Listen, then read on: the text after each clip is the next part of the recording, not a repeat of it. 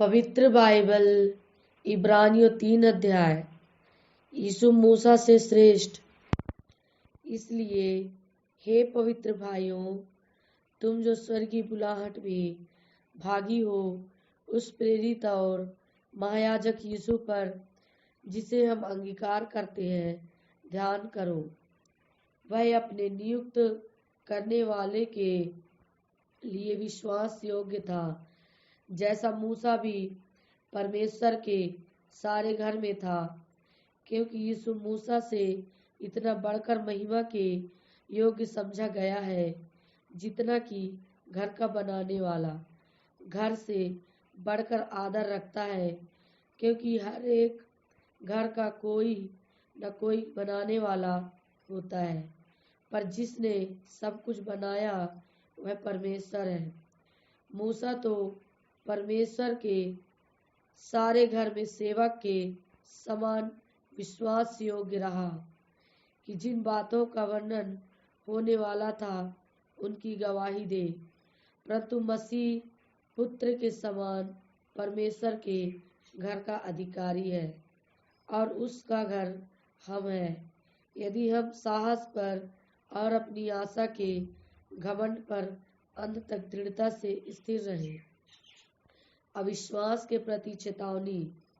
अतः जैसा पवित्र आत्मा कहता है, यदि आज तुम उसका शब्द सुनो तो अपने मन को कठोर ना करो, जैसा कि क्रोध दिलाने के समय और परीक्षा के दिन जंगल में किया था, जहाँ तुम्हारे बाप दादों ने मुझे जांच कर परखा और 40 वर्ष तक मेरे काम देखे।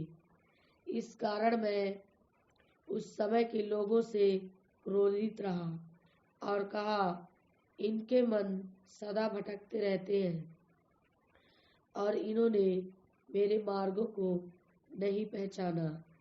तब मैंने क्रोध में आकर शपथ खाई, वे मेरे विश्राम में प्रवेश करने ना पाएंगे।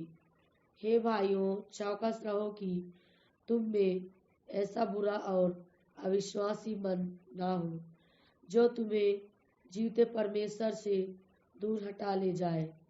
वरन जिस दिन तक आज का दिन कहा जाता है, हर दिन एक दूसरे को समझाते रहो, ऐसा ना हो कि तुम में से कोई जन पाप के छल में आकर कठोर हो जाए, क्योंकि हम मसीह के भागीदारी हुए हैं, यदि हम अपने प्रथम भरोसे पर अंत तक दृढ़ता से स्थिर रहे।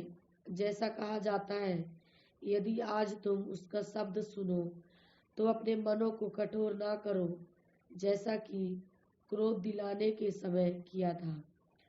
भला किन लोगों ने सुनकर भी क्रोध दिलाया? क्या उन सब ने नहीं जो मूसा के द्वारा मिस्र से निकले थे? और वह 40 वर्ष तक किन लोगों से क्रोधित रहा? क्या उन्हीं से नहीं जिन्होंने पाप किया और उनके शव जंगल में पड़े रहे? और उसने किन से शपथ खाई कि तुम मेरे विश्राम में प्रवेश करने ना पाओगे? क्या केवल उनसे नहीं जिन्होंने आज्ञा ना मानी? अतः हम देखते हैं कि वे अविश्वास के कारण प्रवेश ना कर सके। हालेलुया। प्रभु की स्तुति हो। प्रभु इन वचनों द्वारा आप सभी को आशीष दे। जय मसीह की।